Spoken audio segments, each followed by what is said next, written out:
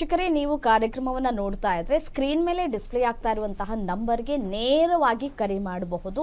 ನಿಮಗೆ ಏನಾದರೂ ಪ್ರಶ್ನೆಗಳು ಇತ್ತು ಅಂತಂದ್ರೆ ಕಲ್ಮೇಶ್ ಅವರು ಉತ್ತರವನ್ನ ಕೊಡ್ತಾರೆ. ಯಾವ ರೀತಿಯಾಗಿ ಇದು ವರ್ಕ್ ಆಗ್ತಾ ಇದೆ, ಹೇಗೆ ಸಾಧ್ಯ ಆಗ್ತಾ ಇದೆ, ನಮ್ಮ ಮಕ್ಕಳ ಭವಿಷ್ಯವನ್ನ ಹೇಗೆ ರೂಪಿಸ್ತಾ ಇದ್ದೀರಿ ನೀವು ಅಂತ ಹೇಳಿ ಪ್ರಶ್ನೆಯನ್ನ ಮಾಡಬಹುದು. ನೇರವಾಗಿ ಅವರು ನಿಮಗೆ ಉತ್ತರವನ್ನ ನೀಡ್ತಾರೆ ಅಂತ ಹೇಳ್ತಾ ಮುಂದಿನ ಪ್ರಶ್ನೆಯನ್ನ ನಾನು ಕೇಳ್ತೀನಿ. ನೋಡಿ ಸರ್, ನೀವೊಬ್ರು ಪೇರೆಂಟ್ ಆಗಿಯೂ ಕೂಡ ನೀವು ಪೇರೆಂಟ್ ಮತ್ತೆ ಸ್ಟೂಡೆಂಟ್ಸ್ ಕೌನ್ಸಿಲಿಂಗ್ಗೆ ಹೆಚ್ಚಿನ ಒತ್ತನ್ನ ಕೊಡ್ತಾ ಇದ್ದೀರಿ.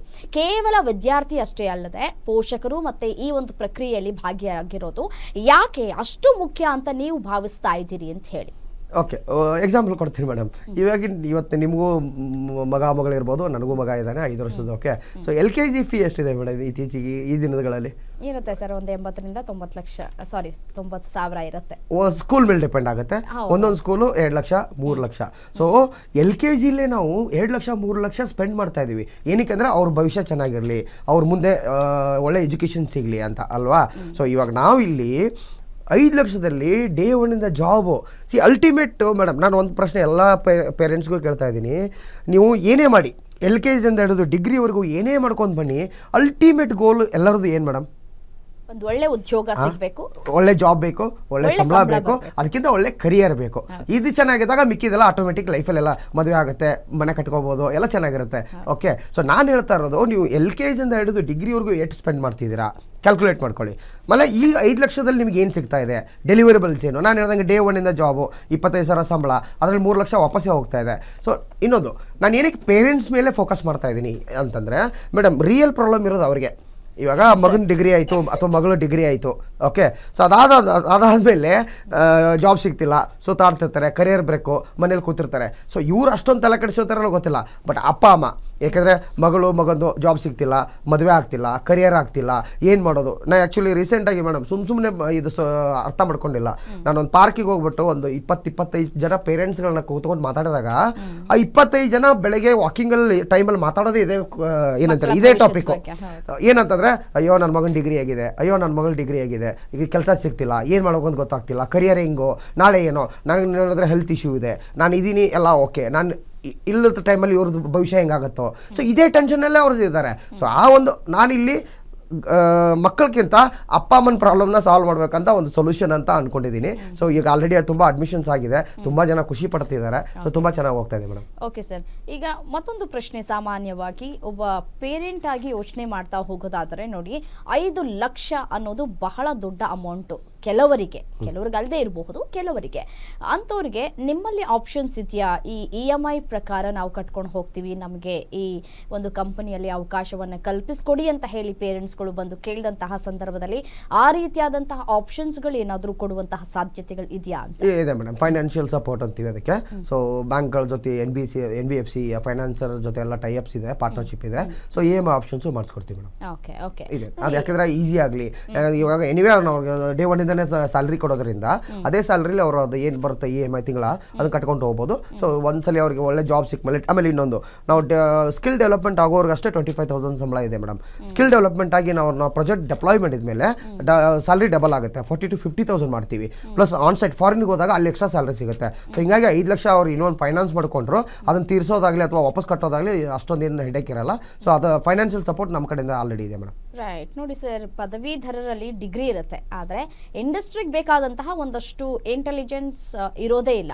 ಸೊ ಸ್ಕಿಲ್ಸ್ಗಳು ಇರೋದಿಲ್ಲ. ಸೊ ಸ್ಕಿಲ್ ಡ್ರಾಪ್ ಅಂತ ಹೇಳ್ತೀವಲ್ಲ, ಅದನ್ನ ತುಂಬೋದಕ್ಕೆ ಟ್ರೆಂಪ್ಲಿನ್ ಯಾವ ರೀತಿಯಾಗಿ ಸಪೋರ್ಟ್ ಮಾಡ್ತಾ ಇದೆ ಅಂತ ಹೇಳಿ?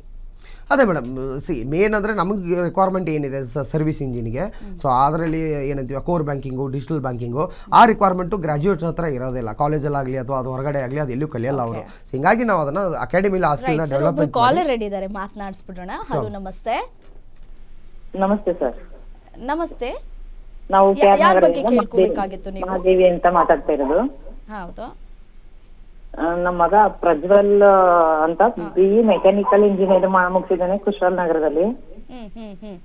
ಕಾಂಪಿಟೇಟಿವ್ ಎಕ್ಸಾಮ್ಗೆ ಅಂತ ಓದ್ತಿದ್ದೇನೆ ಮೇಡಮ್. ಏನು ನನ್ಗೆ ಯಾವ್ದು ಅಲ್ಲಿ ಇದ್ ಮಾಡಿ ಓದ್ಕೊ ಯಾವೆಲ್ಲ ಎಕ್ಸಾಮ್ಗಳು ಅಂತ ಏನು ಉನ್ನತವಾದ ಅಂಕಗಳು ಬರ್ತಾ ಇಲ್ಲ. ಅದಕ್ಕೋಸ್ಕರ ಇಲ್ಲಿ ಕೋಚಿಂಗ್ ಏನಾದ್ರು ಸೇರಿಸಬಹುದಾ ಅಂತ. ಸರ್ ಇದ್ದಾರೆ ಡೈರೆಕ್ಟ್ ಆಗಿ ಅವ್ರ ಹತ್ರನೇ ಮಾತನಾಡಿ. ಸರ್ ಈಗ ಹೇಳ್ತಾ ಇದ್ರು ಅವರು ಒಂದು ವಿಚಾರವನ್ನ, ಕಾಂಪಿಟೇಟಿವ್ ಎಕ್ಸಾಮ್ಸ್ ಎಲ್ಲ ಬರೀತಾರೆ, ಸೊ ಬಟ್ ಆದ್ರೂ ಕೂಡ ಅದು ವರ್ಕೌಟ್ ಆಗ್ತಾ ಇಲ್ಲ ಅಂತ, ಇಂಥವ್ರಿಗೆ ಏನು ಹೇಳ್ತೀರಿ? ಮೇಡಮ್ ಇದು ಇನ್ನೊಂದು ಪ್ರಾಬ್ಲಮ್ ಇಲ್ಲಿ ಆ್ಯಕ್ಚುಲಿ ಗುಡ್ ಒಳ್ಳೆ ಕಾಲರ್, ಒಳ್ಳೆ ಇದೊಂದು ಪ್ರಾಬ್ಲಮ್ ಇದೆ. ಇವಾಗ ನೋಡಿ ಡಿಗ್ರಿ ಆದಮೇಲೆ ಬೇರೆ ಏನು ಬೇಡ, ನಾನು ಕಾಂಪಿಟೇಟಿವ್ ಎಕ್ಸಾಮ್ ಬರಿತೀನಿ ಅಥವಾ ಗೌರ್ಮೆಂಟ್ ಜಾಬ್ ಟ್ರೈ ಮಾಡ್ತೀನಿ ಅಂತ 2-3 ವರ್ಷ 5 ವರ್ಷ ಟ್ರೈ ಮಾಡ್ತಾರೆ. ಅವಾಗ ವರ್ಕೌಟ್ ಆಗಲ್ಲ. ಅವಾಗ ರಿಯಲೈಸ್ ಆಗುತ್ತೆ, ಅಯ್ಯೋ ನಾನು ಏನೋ ಮಾಡಬೇಕಾಗಿತ್ತು ಬೇರೆ ಅಂತೇಳಿ. ಸೊ ಅಂಥವ್ರಿಗೂ ಈ ಥರ ಒಂದು ಪ್ಲಾಟ್ಫಾರ್ಮ್ ಸಿಕ್ಕಾಗ ಅವ್ರು ತುಂಬ ಹೆಲ್ಪ್ ಆಗುತ್ತೆ. ಸೊ ಅವ್ರಿಗೆ ಹೇಳಿದಂಗೆ ಅವ್ರು ಕರೆಕ್ಟಾಗಿ ಇವಾಗ ಆಲ್ರೆಡಿ ಅವರು ಟೈಮ್ ಇದು ಮಾಡಿದ್ದಾರೆ. ಇವಾಗ ನಮ್ಮ ಟ್ರಂಪ್ಲಿನ್ಗೆ ಬಂದು ಭೇಟಿ ಆದರೆ ಅವ್ರಿಗೇನು ರಿಕ್ವೈರ್ಡ್ ಸಪೋರ್ಟು ಅಥವಾ ಕರಿಯರ್ಗೆ ಹೆಂಗೆ ಮಾಡ್ಬೋದು ಅಂತ ಗೈಡೆನ್ಸ್ ಕೊಡ್ತೀವಿ ಮೇಡಮ್. ಸೊ ಇದು ಇನ್ನೊಂದು ಪ್ರಾಬ್ಲಮ್. ಇದು ಕಾಂಪಿಟೇಟಿವ್ ಎಕ್ಸಾಮ್ ಪ್ರಿಪೇರ್ ಆಗ್ತೀವಿ, ಗೌರ್ಮೆಂಟ್ ಸೆಕ್ಟರ್ಗೆ ಹೋಗೋಣ ಅಂತ ಪ್ಲಾನ್ ಮಾಡ್ತಾರೆ. ಬಟ್ ಏನಂದರೆ ಗೌರ್ಮೆಂಟ್ ಸೆಕ್ಟರ್ಗಳಲ್ಲಿ ಅಷ್ಟು ಈಸಿಯಾಗಿ ಯಾರೂ ಹೋಗೋಕ್ಕಾಗಲ್ಲ, ಅದು ತುಂಬ ಕಷ್ಟ ಇದೆ ಅಲ್ಲಿ. ಸೊ ಹಿಂಗಾಗಿ ಅವಾಗ ಮತ್ತೆ 2-3 ವರ್ಷ ಟೈಮ್ ವೇಸ್ಟ್ ಮಾಡ್ತಾರೆ. ಆ ಟೈಮ್ ಆದಾದ್ರೆ ಮತ್ತೆ ಡಬಲ್ ಡಿಗ್ರಿ ಅಂತಾರೆ. ಸೊ ಹಿಂಗಾಗಿ ಎಲ್ಲೋ ಒಂದು ಕಡೆ ಇವರಿಗೆ ರೈಟ್ ಗೈಡೆನ್ಸ್ ಸಿಗ್ತಿಲ್ಲ ಗ್ರಾಜ್ಯುಯೇಟ್ಸ್ಗಳಿಗೆ. ಅದನ್ನು ನಾವು ಈ ಟ್ರಂಪ್ಲಿನ್ ಕರಿಯರ್ ಆಕ್ಸಲರೇಟರ್ ಪ್ರೋಗ್ರಾಮ್ ಮುಖಾಂತರ ಅವ್ರಿಗೆ ಒಂದು ಗೈಡೆನ್ಸ್ ಕೊಡೋಣ, ಒಂದು ಕರಿಯರ್ ರೋಡ್ ಮ್ಯಾಪ್ ಹಾಕೊಡೋಣ ಅನ್ನೋ ಒಂದು ಪ್ಲಾನ್ ಇರುತ್ತೆ. ಮೇಡಮ್ ಸ್ಕ್ರೀನ್ ಮೇಲೆ ಒಂದು ನಂಬರ್ ಡಿಸ್ಪ್ಲೇ ಆಗ್ತಾ ಇರುತ್ತೆ, ಆ ನಂಬರ್ಗೆ ನೀವು ಕರೆ ಮಾಡಿ, ನಿಮಗೆ ಕಂಪ್ಲೀಟ್ ಆಗಿ ಮಾಹಿತಿಯನ್ನು ಕೊಡ್ತಾರೆ. ಅಥವಾ ನಿಮಗೆ ಅಲ್ಲಿ ಸ್ಯಾಟಿಸ್ಫ್ಯಾಕ್ಷನ್ ಇಲ್ಲ ಅಂತಂದರೆ ನೇರವಾಗಿಯೂ ಕೂಡ ನೀವು ಕಚೇರಿಗೆ ಭೇಟಿಯನ್ನು ಕೊಡಬಹುದು. ಭೇಟಿ ಕೊಟ್ಟು ನಿಮಗೆ ಯಾವ ರೀತಿಯಾದಂತಹ ರಿಕ್ವೈರ್ಮೆಂಟ್ಸ್ ಇದೆ ಅನ್ನೋದನ್ನು ನೀವು ಅವ್ರ ಹತ್ರ ಮಾಹಿತಿಯನ್ನು ಪಡೆದುಕೊಳ್ಳಬಹುದು ಅಂತ ಹೇಳ್ತಾ ಧನ್ಯವಾದಗಳು ಕರೆ ಮಾಡಿದ್ದಕ್ಕಾಗಿ. ನೋಡಿ ಸರ್, ಈ ಬ್ಯಾಂಕಿಂಗ್ ಮತ್ತು ಫೈನಾನ್ಸ್ ಕ್ಷೇತ್ರದಲ್ಲಿ ಸಾಧನೆ ಮಾಡಬೇಕು ಅಂತ ಹೇಳಿ ಸಾಕಷ್ಟು ವಿದ್ಯಾರ್ಥಿಗಳು ಕನಸನ್ನು ಕಾಣ್ತಾ ಇರ್ತಾರೆ. ಅಂಥ ಯುವಜನತೆಗೆ ನಿಮ್ಮ ಕಿವಿ ಮಾತು ಏನು ಅಂತ ಹೇಳ್ತಾ ಹೋಗೋದಾದ್ರೆ? ಅಗೇನ್ ನಾನು ಹೇಳ್ದಂಗೆ ನಾನೇ 17 years of experience in banking. Day one ಇಂದ ನನ್ನ ಕರಿಯರ್ ಶುರು ಆಗಿದೆ ಬ್ಯಾಂಕಿಂಗ್ ಸೆಕ್ಟರಲ್ಲಿ ಆಯಿತು. ಸೊ ಇವಾಗ ನೋಡಿ 6-7 ವರ್ಷ ಕೆಲಸ ಮಾಡಿದೆ, 10 ವರ್ಷ ಟ್ರಂಪ್ಲಿನ್ ರನ್ ಮಾಡ್ತಾ ಇದ್ದೀನಿ. ಸೊ ನಂದು ಕರಿಯರ್ ಎಷ್ಟು ಚೆನ್ನಾಗಾಯಿತು ಅಂತ. So banking is a never ending story madam. As ಹೇಳ್ದಂಗೆ ಮುಂಚೆನೋ ಬ್ಯಾಂಕ್ ಇತ್ತು, ಇವು ಇದೆ, ಮುಂದೆನೂ ಇರುತ್ತೆ. ಆಮೇಲೆ ಬಟ್ ಇವಾಗ ಬ್ಯಾಂಕಿಂಗಲ್ಲಿ ತುಂಬ ಹೊಸ ಇನೋವೇಷನ್ಸ್ಗಳು ಆಗ್ತಿದ್ದಾವೆ. ಆಮೇಲೆ ಒಳ್ಳೊಳ್ಳೆ ಅಪಾರ್ಚುನಿಟೀಸ್ ಕ್ರಿಯೇಟ್ ಆಗ್ತಿದೆ. ಆಮೇಲೆ ಎಷ್ಟೋ ಬ್ಯಾಂಕ್ಗಳು ಹೊಸ ಬ್ಯಾಂಕ್ಗಳು ಬರ್ತಿದೆ.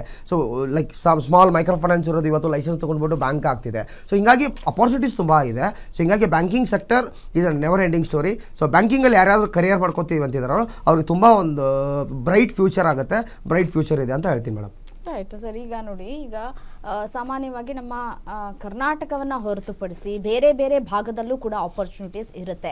ಈಗ ಒಬ್ಬೊಬ್ರದ್ದು ಒಂದೊಂದು ಕನಸಾಗಿರುತ್ತೆ. ನಾವು ಬೆಂಗಳೂರಲ್ಲಿ ಓದೋಕ್ಕೆ ಇಷ್ಟ ಇರಲ್ಲ, ಅಥವಾ ಬೆಂಗಳೂರಲ್ಲಿ ಜಾಬ್ ತೆಗೆದುಕೊಳ್ಳೋದಕ್ಕೆ ಇಷ್ಟ ಇರಲ್ಲ, ನಾನು ಫಾರಿನ್ಗೆ ಹೋಗಬೇಕು, ಬೇರೆ ಕಂಟ್ರಿಯಲ್ಲಿ ನಾನು ಕೆಲಸ ಮಾಡಬೇಕು ಅನ್ನುವಂತಹ ಒಂದಷ್ಟು ಆಸೆಗಳನ್ನು ವಿದ್ಯಾರ್ಥಿಗಳು ಇಟ್ಕೊಂಡಿರ್ತಾರೆ. ಅಂಥವ್ರಿಗೂ ಕೂಡ ಬೇರೆ ಬೇರೆ ದೇಶಕ್ಕೆ ಕಳುಹಿಸ್ಕೊಡ್ತೀರಾ ನೀವು, ಹೇಗೆ ಅಂತ? Yes ma'am. ನಾನು ಹೇಳ್ದಂಗೆ ನಮ್ಮದು ಬ್ಯಾಂಕಿಂಗ್ ಸೆಕ್ಟರ್ ಇರೋದ್ರಿಂದ ಇಂಟರ್ನ್ಯಾಷನಲ್ ಬ್ಯಾಂಕ್ ಪ್ರಾಜೆಕ್ಟ್ಗಳನ್ನ ನಾವು ಡೆಲಿವರಿನ ಇಂಡಿಯಾದಿಂದ ಆಗಲಿ ಬೆಂಗಳೂರಿಂದ ಮಾಡೋಕ್ಕಾಗಲ್ಲ. ಸೊ ನಾವು ಅದೇ ಕಂಟ್ರಿಗೆ ಹೋಗಿ ಅಲ್ಲೇ ನಾವು ಡೆಲಿವರಿ ಮಾಡಬೇಕು. ಹೀಗಾಗಿ ಆನ್ಸೈಟ್ ಅಪಾರ್ಚುನಿಟೀಸ್ ಅಥವಾ ಫಾರಿನ್ಗೆ ಹೋಗುವಂಥ ಅಪಾರ್ಚುನಿಟೀಸ್ಗಳು ತುಂಬ ಇರುತ್ತೆ. ಸೊ ನಾನು ಅದೇ ಹೇಳ್ತಾ ಇರೋದು, ಇವಾಗ ನೀವು MBA ಅಥವಾ MTech ಅಥವಾ ಏನೋ ಮಾಸ್ಟರ್ ಡಿಗ್ರಿ ಮಾಡೋಕ್ಕೆ ಫಾರಿನ್ಗೆ ಹೋಗಬೇಕು, ಅಲ್ಲಿ 40 ಲಕ್ಷನೋ 50 ಲಕ್ಷನೋ ಇನ್ವೆಸ್ಟ್ಮೆಂಟ್ ಮಾಡ್ತೀರಾ. ಸೊ ನಾವು ಹೇಳ್ತಾ ಇರೋದು ಮಿನಿಮಮ್ 5 ಲಕ್ಷ ಇನ್ವೆಸ್ಟ್ಮೆಂಟಲ್ಲಿ ಟ್ರಂಪ್ಲಿನಿಗೆ ಬಂದರೆ ನಿಮಗೆ ಕರಿಯರ್ ಡೆವಲಪ್ಮೆಂಟು ಆಗುತ್ತೆ, ಸ್ಕಿಲ್ ಡೆವಲಪ್ಮೆಂಟ್ ಆಗುತ್ತೆ. ಪ್ಲಸ್ ಫಾರಿನ್ಗೆ ಹೋಗಿ ಅಲ್ಲಿ ನೀವು ಮಾಸ್ಟರ್ಸ್ ಮಾಡೋಕ್ಕೆ ಹೋದರೆ ನೀವು ದುಡ್ಡು ಹಾಕಿಬಿಟ್ಟು ವಾಪಸ್ ಬರಬೇಕು, ಏನೂ ಇಲ್ಲದ್ಲೆ. ಬಟ್ ಟ್ರಂಪ್ಲಿನಲ್ಲಿ ಬಂದಾಗ ನೀವು ಫಾರಿನ್ಗೆ ಹೋದರೆ ನಿಮಗೆ ಅಲ್ಲಿ ಅರ್ನಿಂಗು ಸಿಗುತ್ತೆ, ಪ್ರಾಜೆಕ್ಟು ಡೆಲಿವರಿ ಮಾಡ್ತೀರಾ, ಪ್ರಾಜೆಕ್ಟ್ ಜೊತೆ ಕೆಲಸನೂ ಮಾಡ್ತಿರ್ತೀರಾ, ಇಂಟರ್ನ್ಯಾಷನಲ್ ಬ್ಯಾಂಕ್ಗಳಲ್ಲಿ ವರ್ಕ್ ಮಾಡುವಂಥ ಒಂದು ಅಪಾರ್ಚುನಿಟಿ ಸಿಗುತ್ತೆ. ಅದ್ರ ಜೊತೆ ನಿಮಗೆ ಇನ್ಕಮ್ ಇರುತ್ತೆ, Indian salary plus foreign salary extra. So ಇದಕ್ಕಿಂತ ಒಳ್ಳೆ opportunity I don't think so ma'am. Okay sir, ಇಷ್ಟೊತ್ತು ಕಾರ್ಯಕ್ರಮದಲ್ಲಿ ಇದ್ದು ವಿದ್ಯಾರ್ಥಿಗಳಿಗೆ ಮತ್ತು ಪೋಷಕರಿಗೆ ಡಿಗ್ರಿ ಆದಮೇಲೆ ಯಾವ ರೀತಿಯಾದಂತಹ ಒಂದು ವ್ಯವಸ್ಥೆಯನ್ನು ಕಲ್ಪಿಸ್ಕೊಡ್ತೀರಿ ಮತ್ತು ಅವರ ಜೀವನದಲ್ಲಿ ಯಾವ ರೀತಿಯಾದಂತಹ ಬದಲಾವಣೆ ಆಗುತ್ತೆ ಅನ್ನೋದ್ರ ಬಗ್ಗೆ ಮಾಹಿತಿಯನ್ನು ತಿಳಿಸ್ಕೊಟ್ರಿ. ತಮಗೆ ಧನ್ಯವಾದ. Thank you ma'am. ವೀಕ್ಷಕರೇ ನೋಡಿ, ಬ್ಯಾಂಕಿಂಗ್ ಟೆಕ್ನಾಲಜಿಯ ಸ್ಥಿರತೆ ಮತ್ತು ಫಿನ್ಟೆಕ್ ಆಧುನಿಕತೆ ಮತ್ತು ಕಲ್ಮೇಶ್ ಕಲ್ಲೂರು ಅವರ ಅನುಭವ, ಈ ಮೂರು ಸಂಗಮವೇ ಟೆಂಪ್ಲಿನ್. ನಿಮ್ಮ ಕರಿಯರನ್ನು ಎಕ್ಸಲರೇಟರ್ ಮಾಡುವುದಕ್ಕೆ ನಾವು ಸಿದ್ಧ, ನೀವು ಸಿದ್ಧರಿದ್ದೀರಿ ಅನ್ನೋದಾದರೆ ಹೆಚ್ಚಿನ ಮಾಹಿತಿಗಾಗಿ ಸಂಪರ್ಕವನ್ನು ಮಾಡಿ. ಸ್ಕ್ರೀನ್ ಮೇಲೆ ನಂಬರ್ ಡಿಸ್ಪ್ಲೇ ಆಗ್ತಾ ಇದೆ, ಆ ನಂಬರ್ಗೆ ಕರೆ ಮಾಡಿ.